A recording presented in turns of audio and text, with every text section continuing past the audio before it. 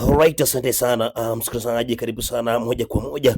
Kama kawaida ukisikia sauti kama hiyo kwamba uko nami mchukuu wa Maria Omar Danzona ndani ya mchezo moja kwa moja. Tunaingia burudani ya moja kwa moja. Msikilizaji, leo hii tuko na mambo mengi ya kuzungumza.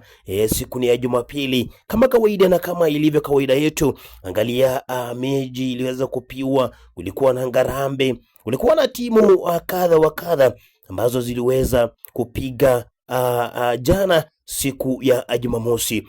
Timu ya Manchester United iliweza kupiga na timu ya Brentford, na timu ya Chelsea iliweza kupiga na timu ya Brighton. Hizo timu mbili ndo ningependa tuweze kuangalia, mpenzi msikilizaji. Swali langu katika ndani ya sports siku ya leo ya Jumapili, ningependa tu kuuliza tu swali mashabiki wangu kwamba angalia timu ya Manchester United iliweza kufaulu kati ya timu ya Chelsea, kwa sababu Chelsea waliweza kupewa red card. Goalkeeper wa timu ya Chelsea Sanchez aliweza kupewa red card na akatoka nje dakika ya 6 akaondoka.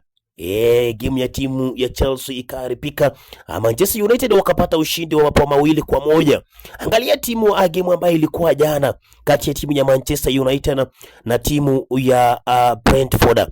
Brentford iliweza kuitandika Manchester United mabao 3-1.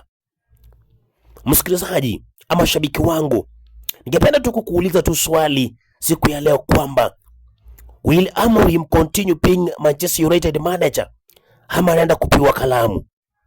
Kwa sababu I'm very sure kwamba hivi sasa tunavyozungumza Amorim ametumiwa email kwamba hastahili kukuwa Manchester United, because game ya Manchester United ama kikosi ambacho Ruben Amorim ameweza kuandaa ni kikosi ambacho kinapahatisha, na si kikosi ambacho kinaweza kuwekewa ule uhakika kwamba inaweza ikashinda moja kwa moja.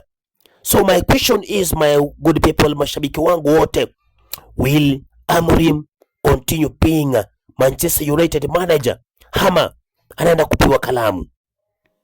Tunaangalia kwamba Amorim alikuwa amepewa game kama 3, asipofaulu anaenda nyumbani. So swali langu, my good question, will Amorim continue being Manchester United manager ama he is going to be thrown out of Manchester United or out of Old Trafford? Maoni yako ni yapi msikilizaji? Tukiandamana moja kwa moja tukiingia ugani Stamford Bridge, tunaona kwamba timu ya Chelsea imeweza kutandikwa game ambazo ni mbili zinafuatana, wakati wa timu ya Manchester United ndio walipewa red card, but waliweza kutandikwa mabao 2-1 siku ya jana. Timu ya Chelsea na timu ya Brighton, Brighton iliweza kuipiga timu ya Chelsea mabao 3-1, ndio walipewa red card. Mchezaji ambaye ni Chalobah aliweza kupewa red card akatoka nje katika kipindi cha pili. Chelsea walikuwa na game ambayo ilikuwa sawa, kwa sababu walikuwa wametangulia kufunga bao la kwanza, lakini sasa game yao ilikuja ikaharibika wakati Chalobah aliweza kupewa red card na kutoka nje. Brighton wakawapiga mabao 3-1. Will Enzo Maresca continue being Chelsea manager ama anafuata mwenzake Ruben Amorim? Enzo Maresca ataendelea kukuwa timu ya Chelsea ama ataenda nyumbani? Kwa sababu game ni mbili hivi sasa tunavyozungumza, katika nambari ya 7 wako na point 8. Sasa swali langu, will Enzo Maresca continue being Chelsea manager ama atafuata mwenzake ambaye ni manager wa timu ya Manchester United Ruben Amorim?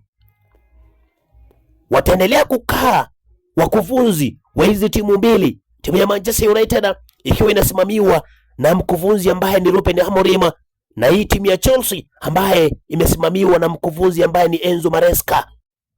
Will they continue being managers on those two clubs?